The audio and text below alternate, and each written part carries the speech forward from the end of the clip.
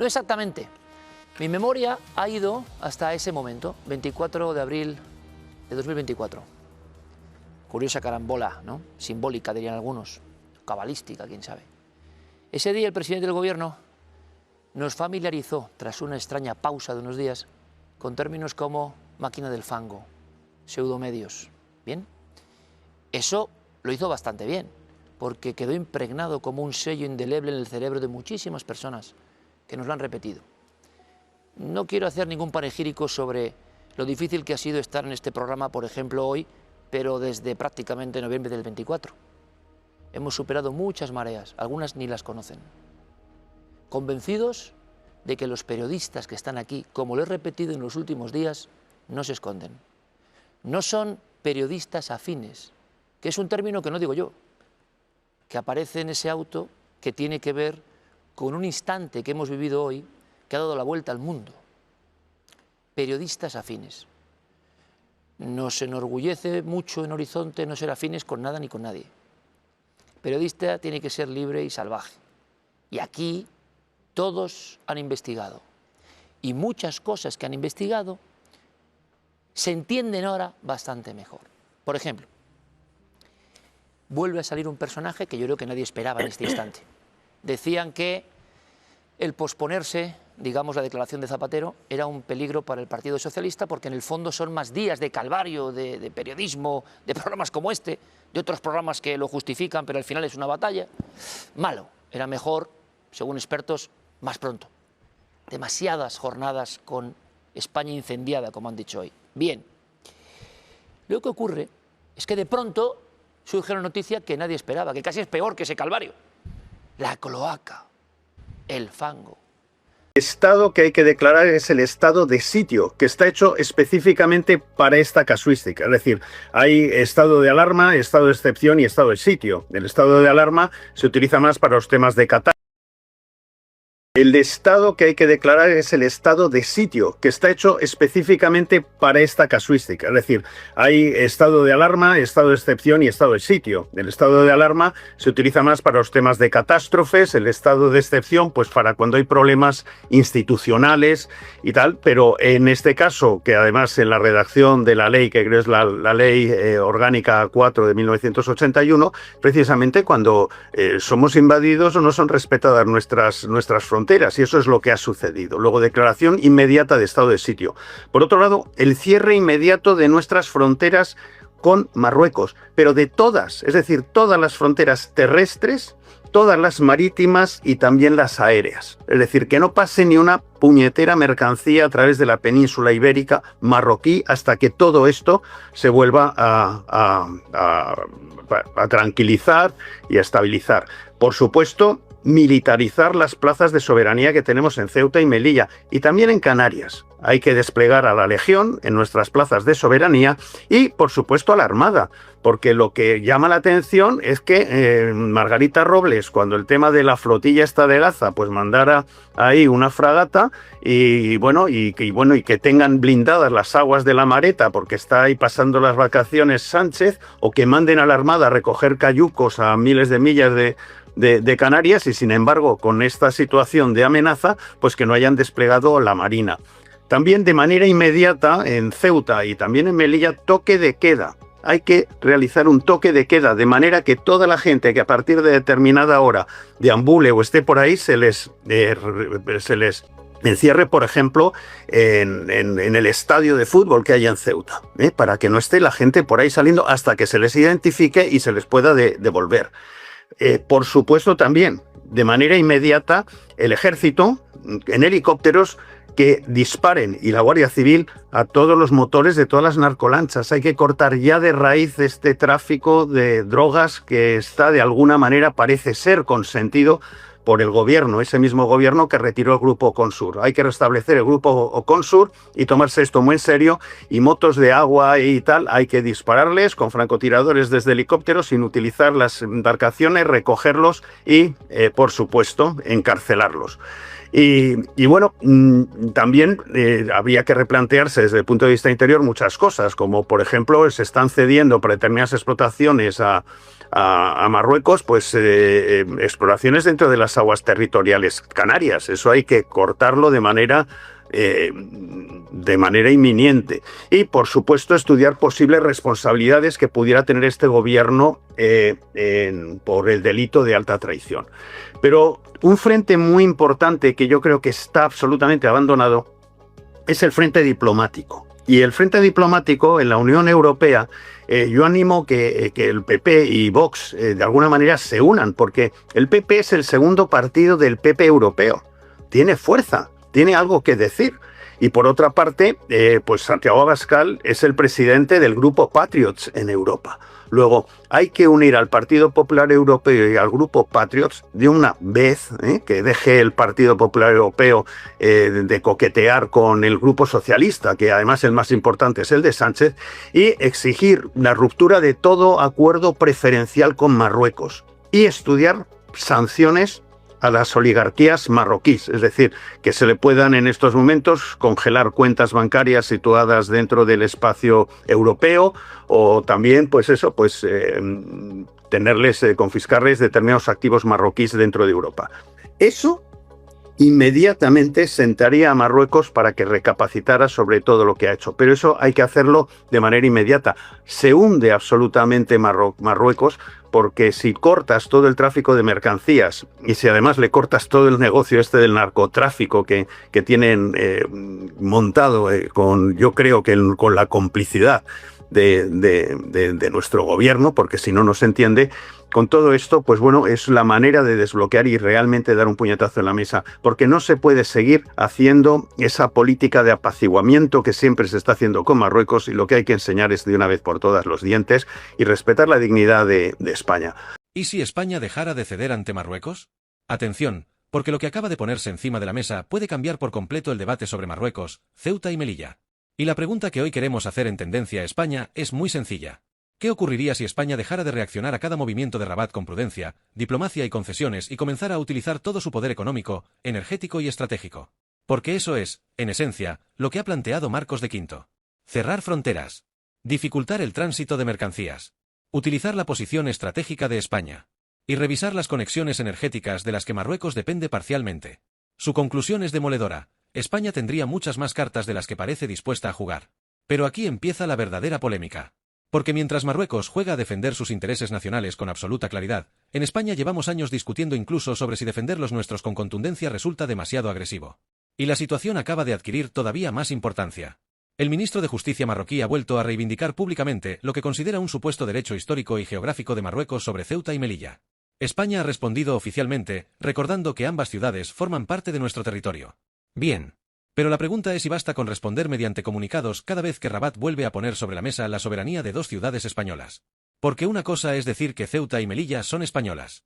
Y otra muy distinta es construir una política exterior destinada a demostrar que cuestionar la soberanía española tiene consecuencias.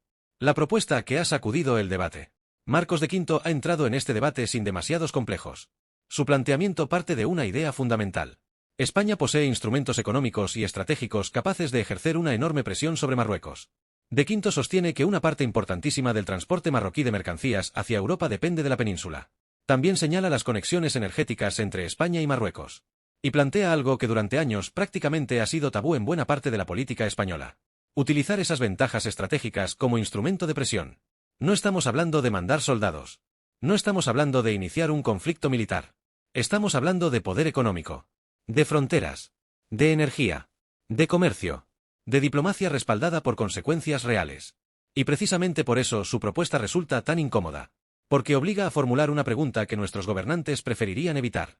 Si España tiene herramientas para presionar a Marruecos, ¿por qué prácticamente siempre hablamos de lo que España debe hacer para conservar buenas relaciones con Rabat y mucho menos de lo que Rabat debe hacer para conservar buenas relaciones con España? Ahí está el corazón de esta historia. ¿Quién necesita más a quién? Durante años se ha instalado una determinada idea en la política española. Hay que llevarse bien con Marruecos porque necesitamos su colaboración. Necesitamos cooperación migratoria. Necesitamos cooperación policial. Necesitamos estabilidad en el norte de África. Necesitamos colaboración contra el terrorismo. Todo eso tiene una parte perfectamente razonable. Marruecos es nuestro vecino y evidentemente España necesita mantener relaciones diplomáticas con él.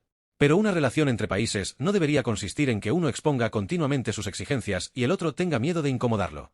Eso no es cooperación entre iguales. Y aquí es donde Marcos de Quinto golpea encima de la mesa. Porque viene a decir algo políticamente incorrecto. Marruecos también necesita muchísimo a España. Necesita comercio. Necesita acceso a Europa. Necesita cooperación económica. Necesita inversiones. Necesita infraestructuras. Necesita estabilidad. Necesita mantener una relación razonablemente buena con la Unión Europea. Entonces, ¿por qué tantas veces parece que España negocia como si fuera la parte débil? La izquierda y el miedo a hablar de interés nacional. Aquí aparece uno de los grandes problemas ideológicos de nuestro país. Una parte de la izquierda española parece sentirse muchísimo más cómoda hablando de cooperación internacional que hablando de interés nacional. Y cuidado, ambas cosas pueden coexistir. España puede respetar los derechos humanos y defender sus fronteras.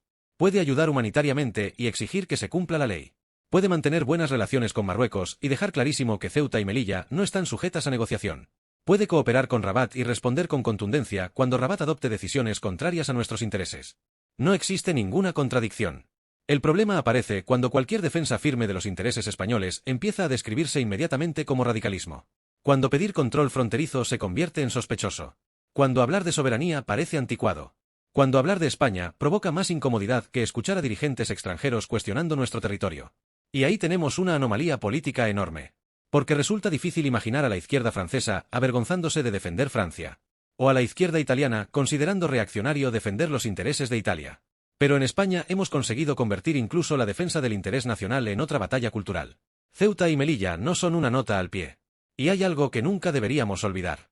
Cuando hablamos de Ceuta y Melilla no hablamos simplemente de dos puntos colocados sobre un mapa. Hablamos de ciudadanos españoles. Personas que trabajan, pagan impuestos, forman familias y votan exactamente igual que cualquier ciudadano de Madrid, Sevilla, Valencia, Zaragoza o Bilbao. Por eso resulta profundamente preocupante que cada cierto tiempo reaparezca desde Marruecos el debate sobre su soberanía. Porque imaginemos por un instante que otro país comenzara periódicamente a cuestionar públicamente la soberanía española sobre Málaga. ¿Aceptaríamos tratarlo como una simple declaración? ¿Y si fuera Cádiz? ¿Y si fuera Canarias? Entonces, ¿por qué hemos normalizado que Ceuta y Melilla aparezcan periódicamente dentro de este debate? España debería transmitir una posición extremadamente sencilla. La soberanía española no se negocia. Punto. Marruecos sabe defender sus intereses. Y aquí hay que reconocer algo. Marruecos sabe hacer política exterior. Podrá gustarnos más o menos. Podremos criticar sus decisiones. Pero Rabat sabe perfectamente cuáles son sus objetivos estratégicos. Y trabaja para conseguirlos. Construye relaciones con Estados Unidos. Cultiva alianzas internacionales. Invierte en influencia diplomática. Presiona en Europa. Defiende su posición respecto al Sáhara. Busca convertirse en una potencia regional. Eso es política exterior. La pregunta incómoda es cuál es exactamente la estrategia española a 20 años. Porque reaccionar cuando surge una crisis no es una estrategia. Emitir comunicados no es una estrategia. Llamar al diálogo después de cada problema tampoco constituye por sí solo una estrategia. Una estrategia significa saber qué España queremos dentro de 20 años y qué posición queremos ocupar frente a Marruecos. Y aquí es donde nuestros políticos deberían empezar a responder preguntas. ¿Qué ha conseguido la política de apaciguamiento? Marcos de Quinto utiliza precisamente esa expresión. Política de apaciguamiento. Sus críticos seguramente dirán que España está intentando mantener unas relaciones diplomáticas responsables con un vecino complicado. Perfecto. Aceptemos ese argumento durante un momento. Entonces examinemos los resultados. ¿Ha desaparecido la reivindicación marroquí sobre Ceuta y Melilla? No. ¿Ha desaparecido la presión migratoria? No. ¿Ha desaparecido la tensión diplomática? No. ¿Ha desaparecido la capacidad de Marruecos para utilizar determinadas cuestiones como instrumento de negociación? Tampoco. Entonces quizá haya llegado el momento de preguntarse si la estrategia necesita modificaciones. Porque una política exterior no debe juzgarse únicamente por sus buenas intenciones. Debe juzgarse por sus resultados. Y aquí llegamos a PRG. El gobierno puede defender que durante estos años ha intentado reconstruir una relación estable con Marruecos. Pero sus críticos tienen derecho a preguntar cuál ha sido el precio. Especialmente después del giro español respecto al Sáhara Occidental.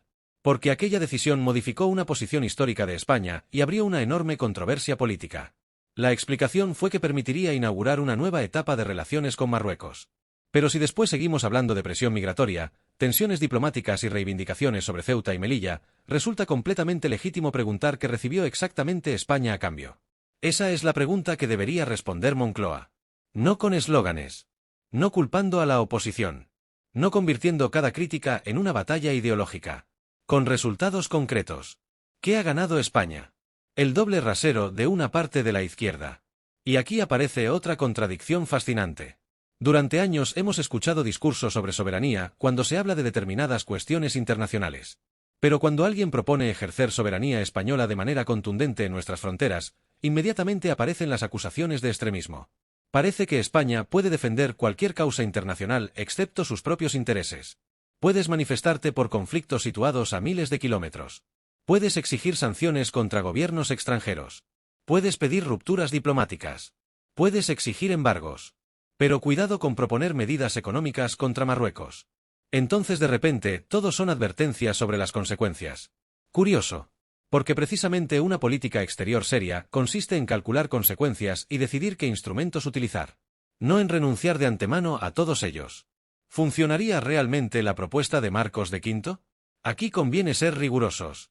Decir que Marruecos literalmente se hundiría de manera inmediata es una afirmación política de Marcos de Quinto, no un hecho demostrado.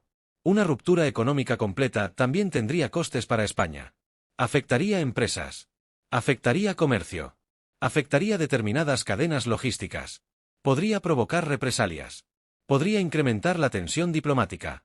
Y cualquier gobierno responsable tendría que estudiar cuidadosamente esas consecuencias. Pero precisamente ahí está lo importante.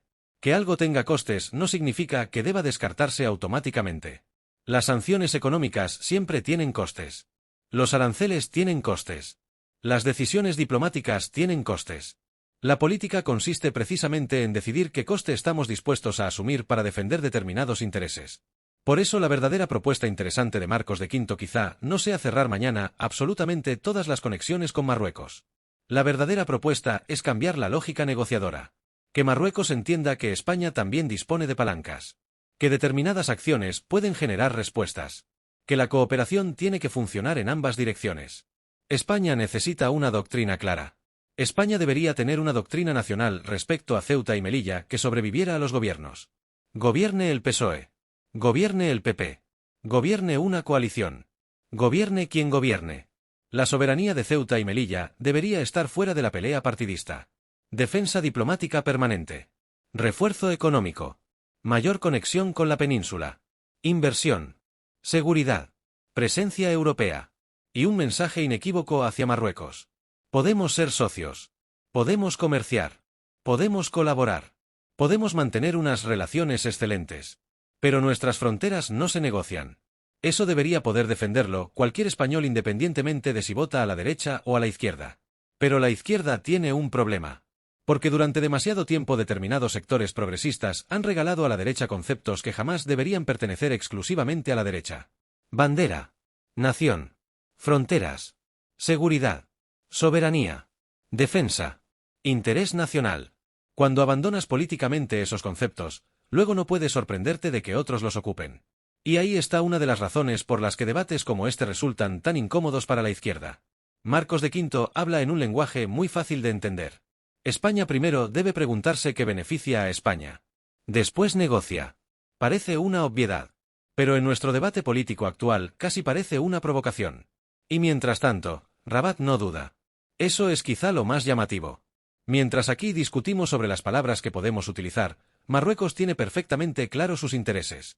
Mientras aquí discutimos sobre si una determinada expresión resulta demasiado contundente, Marruecos desarrolla su política exterior. Mientras aquí debatimos durante días sobre el tono, Rabat piensa estratégicamente. Y un Estado que piensa estratégicamente suele terminar imponiéndose frente a otro que únicamente reacciona. España no necesita enemigos. Tampoco necesita convertir a Marruecos en enemigo. Necesita algo mucho más sencillo. Respeto. Y el respeto entre países no se consigue únicamente mediante discursos amables. También se consigue demostrando que existen límites. El debate que nadie quiere tener. Así que olvidemos durante unos segundos los nombres. Olvidemos a Pedro Sánchez. Olvidemos a Marcos de Quinto. Olvidemos al PSOE. Olvidemos al PP. Olvidemos a Vox. La pregunta de fondo sigue siendo exactamente la misma. ¿Qué debe hacer España cuando otro país cuestiona directa o indirectamente sus intereses territoriales? ¿Continuar como hasta ahora? ¿Incrementar la presión diplomática? ¿Utilizar instrumentos económicos? ¿Reforzar todavía más Ceuta y Melilla? ¿Convertir cualquier cuestionamiento de su soberanía en una línea roja absoluta dentro de las relaciones bilaterales? Ese es el debate. Y debería preocuparnos mucho más que la batalla partidista del día. Pero atención, porque aquí viene la pregunta que puede hacer saltar por los aires todo este debate.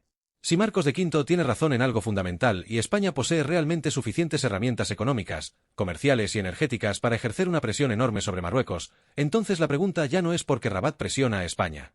La pregunta es otra. ¿Por qué España no utiliza todo el poder que tiene? ¿Es prudencia diplomática? ¿Es miedo a una nueva crisis migratoria?